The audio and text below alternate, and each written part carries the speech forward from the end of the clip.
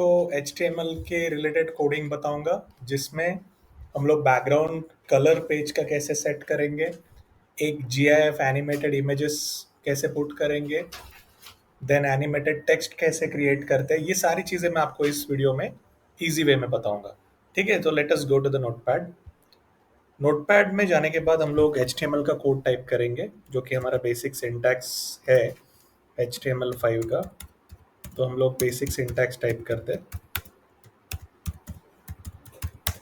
तो first target जो हमारा है वो पेज को by default page white page ही होता है, बट हम कलर्ड पेज क्रिएट करेंगे as per the requirement. Okay, तो यहाँ पे वेब पेज का जो टाइटल, वो टाइटल मैं वेब पेज ही रख रहा हूँ। देन हेड क्लोज करेंगे हम लोग और यहाँ पे बॉडी टैग से प्रोग्रामिंग स्टार्ट करेंगे। ठीक है, फिलहाल मैं एक रफ स्ट्रक्चर क्रिएट कर रहा हूँ जिसकी वजह से आपको पता चले कि एग्जैक्टली आउटपुट कैसे जनरेट होगा। सो यहाँ पे मैं पहले प्रोग्राम को सेव कर लेता हूँ एंड सेव करने के बाद एक लोकेशन हम लोग देखेंगे। लोकेशन मैंने डेस्कटॉप लिया और ये है मेरा edit.html। ठीक है, name of the program can be anything, आप कुछ भी नेम दे सकते हो। तो यहाँ पे मैंने प्रोग्राम को नाम दिया एडिट और इसको पहले रन करके देखते कि बाय डिफॉल्ट पेज कैसे दिखता है। सो यहाँ पे एडिट करके एक ब्राउजर रिलेटेड फाइल क्रिएट हो गई है HTML डॉक्यूमेंट। इसको डबल क्लिक करेंगे। जैसे डबल क्लिक करोगे आप तो यहाँ पे जो मैंने ऊपर टाइटल वेब पेज दिया तो यहाँ पे डिस्प्ले होता है, टाइटल कभी पेज पे नहीं आता। ठीक है, और बाय डिफॉल्ट पेज जो है ये वाइट दिख रहा है आपको। तो अगर आपको पेज का कलर सेट करना है तो आप यहाँ पे फिर से प्रोग्राम में आओ, बॉडी टैग के अंदर जाना है आपको। देखो, बॉडी एक टैग है जो पूरे पेज को डिजाइन करता है। तो वेब पेज को आपको अगर डेकोरेट करना है या फिर वेब पेज पे कुछ भी डिस्प्ले करना है तो हमें बॉडी टैग के अंदर वो कंटेंट या फिर टैग्स लेने पड़ते हैं। बट यहाँ पे पेज को कलर करना है, मतलब पूरे वेब पेज से रिलेटेड प्रोग्रामिंग है। तो यहाँ पे मैं BG कलर, ठीक है, कलर का स्पेलिंग आप COLOUR नहीं लोगे, HTML में COLORE होता है। तो अगर मैं यहाँ पे ऑरेंज कलर दूँ पेज को, ठीक है, तो लेट अस सी कि यहाँ पे ऑरेंज कलर आता है क्या, क्योंकि बाय डिफॉल्ट कलर तो वाइट है। हमने सेट किया गया बॉडी स्पेस BG कलर। देखो, BG कलर क्या है, एट्रीब्यूट है जिसकी वैल्यू ऑरेंज है, तो वैल्यू चेंज होती रहेगी। आपको जो कलर चाहिए वो यहाँ पे लिख सकते हो आप। Only thing is, body is a tag, main tag, BG color is a attribute, and orange is the value. So let us see कि orange color display होता है क्या। तो यहाँ पे मैं आ गया, मैंने प्रोग्राम एक ही बार रन किया है, अभी सिर्फ मैं रिफ्रेश करते जाऊंगा जो भी चेंजेस करूंगा। ठीक है, तो यहाँ पे जैसे मैंने रिफ्रेश किया ऑरेंज कलर आ गया। तो यहाँ पे पेज कलरिंग के लिए आपको क्या करना पड़ेगा, पेज कलरिंग के लिए आपको बॉडी टैग के अंदर BG कलर एट्रीब्यूट लेना पड़ेगा और फिर वैल्यू देनी पड़ेगी। तो ये तो हो गया फर्स्ट पार्ट कि पेज को कलर कैसे करते हैं।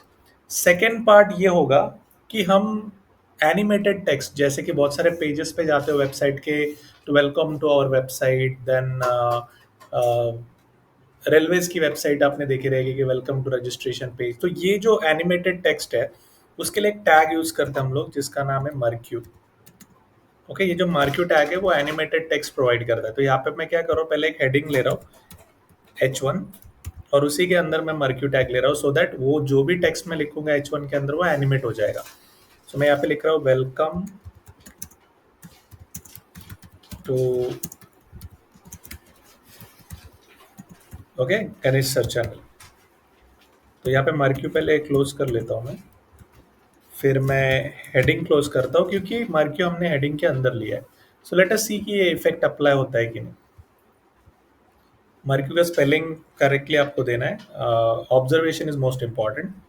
तो जैसे मैं इसको रन करूँ, रिफ्रेश करूँ, तो आप यहाँ पे देख सकते हो कि जो टेक्स्ट है बाय डिफॉल्ट आप देखोगे वो लेफ्ट साइड की तरफ जा रही है।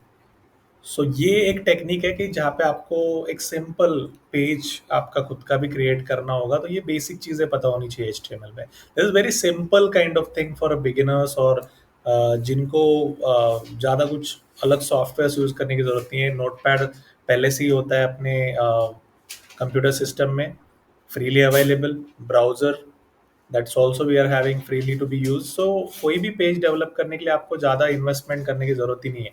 आप ये सब बेसिक सीख के चीज़ें कर सकते हो, that is most important. Okay, so ये सेकंड स्टेप है जहाँ पे मैंने एनिमेटेड टेक्स्ट करने के लिए सीखा है। पेज को कलर कैसे करते बताया। अभी एक एनिमेटेड इमेज हम लोग डिस्प्ले करेंगे। इसके लिए सबसे पहले क्या करना है, हम लोग एक फोल्डर बनाएंगे जिसके अंदर हमारा पेज रखेंगे, ये वाला। तो मैं एक फोल्डर बना रहा हूँ, फोल्डर को नाम दे रहा हूँ माई कोडिंग 2024। ठीक है, अब इस फोल्डर में मैं फोल्डर क्यों बना रहा हूँ वो भी आपको दिखाता हूँ। देर आर टू वेज कि जहाँ पे आप प्रोग्राम को एक्सेस कर सकते हो directly from the folder, and second thing is आप लोकेशन देके भी प्रोग्राम को एक्सेस कर सकते हो। तो इजी वे मैं आपको बता रहा हूँ कि जहाँ पे फोल्डर के अंदर वो फाइल रखो जो आपने बनाई है। जैसे मैंने edit.html बनाई थी, मैंने फोल्डर के अंदर रखा। मैं गूगल पे जा रहा हूँ और कुछ एनिमेटेड चीजें या फिर इमेज में सर्च करूंगा, जैसे कि यहाँ पे GIF इमेज कंप्यूटर। ठीक है, तो यहाँ पे मैं कंप्यूटर रिलेटेड GIF इमेज ले रहा हूँ। और जब इन इमेजेस को आप क्लिक करते हो तो मोस्टली ये इमेजेस ऐसे मूवमेंट करती है। तो आपने देखा रहेगा बहुत सारे व्हाट्सएप पे मैसेजेस भी हम लोग शेयर करते हैं, happy Diwali, happy Holi, all these are GIF, कि वो इमेजेस एनिमेटेड रहती है। तो थोड़ा interaction and what we can say look में, एंड स्टैटिक इमेजेस इतनी इफेक्टिव नहीं होती जितनी इफेक्टिव ये एनिमेटेड इमेजेस होती है। सो लेट अस सी कि कौन सी इमेज हम लोग सिलेक्ट करेंगे फॉर दिस पर्टिकुलर कंटेंट। तो एक इमेज हम लोग ले लेते हैं जो कि थोड़ा फनी रहेगा एंड एनिमेटेड रहेगा। So let us take that, ये वाला इमेज ले लेते हैं। This is one more thing. हाँ, और एक चीज़ मैं आपको अवेयर करना चाहता हूँ कि बहुत सारे टाइम पे हम लोग डायरेक्टली गूगल में कोई इमेज सर्च करते हैं, राइट? और किसी की भी इमेज हम लोग डाउनलोड कर लेते हैं। अभी ये इमेजेस, सारी इमेजेस फ्री नहीं होती। पहले आपको ये चीज़ समझनी पड़ेगी कि कोई ना कोई क्रिएटर है इस इमेज का। तो जब कोई क्रिएट करके अपलोड कर रहा है तो उनके एक्चुअली कॉपीराइट्स होते हैं, या फिर उनके क्रिएशन को प्रिविलेज देना पड़ेगा। तो यहाँ पे भी आप देख सकते हो कि नीचे हर वो इमेज जो आप डाउनलोड करते हो, मोस्ट ऑफ द टाइम्स आपको देखना है कि इमेज में भी सब्जेक्ट टू कॉपीराइट। अभी this is what I am awaring you कि किसी का क्रिएशन जो होता है वो क्रिएशन हम लोग डायरेक्टली यूज नहीं कर सकते, but for educational purpose right now I am just want to show कि किस तरीके से कंटेंट लिया जाता है। तो मैं राइट क्लिक कर रहा हूँ इमेज पे, एंड फिर इमेज पे सेव एज ऑप्शन आएगा। राइट क्लिक करना है, सेव एज ऑप्शन, और मेरा जो माई कोडिंग फोल्डर है उसको मैं डेस्टिनेशन दे देता हूँ। ठीक है, तो यहाँ पे मैं सेव कर रहा हूँ। अभी जैसे डाउनलोड हो जाएगा, मेरा फर्स्ट वर्क क्या रहेगा कि मैं आके यहाँ पे कंफर्म करूँ कि वो इमेज यहाँ पे आई है कि नहीं। तो इमेज फोल्डर में आ चुकी है, type of the file is GIF, और बहुत ही बड़ा नाम लग रहा है इमेज का, तो मैं उसको एक इजी वे में रीनेम कर देता हूँ। राइट क्लिक करेंगे, रीनेम ऑप्शन में जाओगे, और इजी वाला नेम दे दिया मैंने, ताकि मुझे इतना बड़ा नेम टाइप नहीं करना है, तो मैंने ए दे दिया। तो ए जो है वो इमेज का नाम है, बट जो इमेज की टाइप है वो GIF है। तो अगर मैं राइट क्लिक करूँ इस पे और प्रॉपर्टीज में जाऊँ, तो मुझे पता चलेगा कि एग्जैक्टली टाइप ऑफ फाइल कौन सी होती है। तो यहाँ पे आप देख सकते हो कि राइट क्लिक करने के बाद प्रॉपर्टीज में GIF फाइल है, और इसका एक्सटेंशन जो है वो ब्रैकेट के अंदर लिखा है .gif। इसका मतलब जब हम लोग इमेज को कोडिंग के अंदर इम्प्लीमेंट करना चाहेंगे तो हम लोग img टैग लेंगे। img टैग में src एट्रीब्यूट है, और वैल्यू में उस इमेज का नाम और उसका एक्सटेंशन देंगे। देखो मैं रिपीट कर रहा हूँ, GIF इमेज का एक्सटेंशन है, इमेज का नाम मैंने ए रखा था तो a.gif मैंने लिखा। सोर्स img टैग के अंदर हम लोग इमेज प्लेस कर रहे हैं, तो img src मतलब सोर्स a.gif। अभी देखो इमेज छोटा बड़ा जितना भी आपको दिखाना है उसका हाइट विड्थ आप दे सकते हो। तो यहाँ पे मैं फिलहाल इमेज का हाइट विड्थ 500 ले रहा, आप कोई भी वैल्यू ले सकते हो। इन दैट केस मैं फिलहाल आपको दिखा रहा हूँ कि 500 का आप हाइट विड्थ ले सकते हो। जो भी चेंजेस करोगे एक बार सेव किया करो, मिनिमाइज करो, और फिर से जाके इस पेज को रिफ्रेश करेंगे हम लोग। ठीक है, मेरा पेज यहाँ पे ओपन ही है। Now I will just click on refresh, just a minute up, we'll go back again, and I will open a fresh notepad now, because most of the times क्या होता है कि चेंजेस जो होते हैं वो सेव नहीं होते। हम लोग अगर ज़्यादा समय के लिए नोटपैड ओपन रखेंगे तो एक टाइम के बाद चेंजेस सेव नहीं होते। तो मेक श्योर दैट कि वो चेंजेस आप फिर से कंफर्म करोगे। नाउ सी, जैसे मैंने नोटपैड ओपन किया, मैंने पूरा कोड टाइप किया था, इमेज सोर्स, इमेज का नाम प्लस एक्सटेंशन। इसका मतलब आप कंफर्म कर सकते हो कि कोडिंग के टाइम पे जो भी आप ओपन नोटपैड है, ज्यादा समय के लिए ओपन नोटपैड है उसको यूज कर रहे हो, तो एक टाइम के बाद कोडिंग एक्चुअल प्रोग्राम में नहीं जाती। That is what I want to show. ये पेज सबसे पहले मैं यूज कर रहा था, इसमें देखो आप IMG SRC देख सकते हो, बट ये जो मैंने फिर से ओपन किया फाइल को, इसमें वो चेंजेस सेव नहीं हुए। तो मैं ये फर्स्ट क्लोज कर देता हूँ, एंड देन हम लोग फिर से यहाँ पे फ्रेश टाइप करेंगे, IMG SRC is equal to a.gif and height is equal to 500 लिया था मैंने, and width is equal to 500। तो लेट अस सी नाउ कि अभी चेंजेस हुए कि नहीं। ये आपको बताने के लिए था कि आउटपुट नहीं आ रहे करके नहीं है, आपको ये कंफर्म करना है कि एग्जैक्टली आपके चेंजेस सेव हो रहे कि नहीं।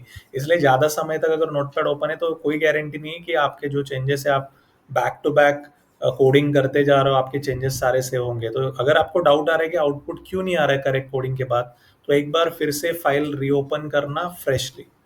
ठीक है, सो अभी मैं आपको आउटपुट दिखा देता हूँ। In that case, I will open a fresh file now. Just a minute. Now see, यहीं पे मैंने आपको कंफर्म कर दिया कि कोडिंग क्लियर है, आउटपुट आना चाहिए, बट दो बार जो फाइल हमने पहले एग्जीक्यूट किया था उसी का रेफरेंस लेके वो एरर बता रहा था। और अब भी जैसे आप देख सकते हो यहाँ पे कि ये एनिमेटेड इमेज प्लेस हो चुका है। मैंने 500 हाइट विड्थ रखा है करके इतना बड़ा इमेज आपको दिख रहा है। I can reduce that size also.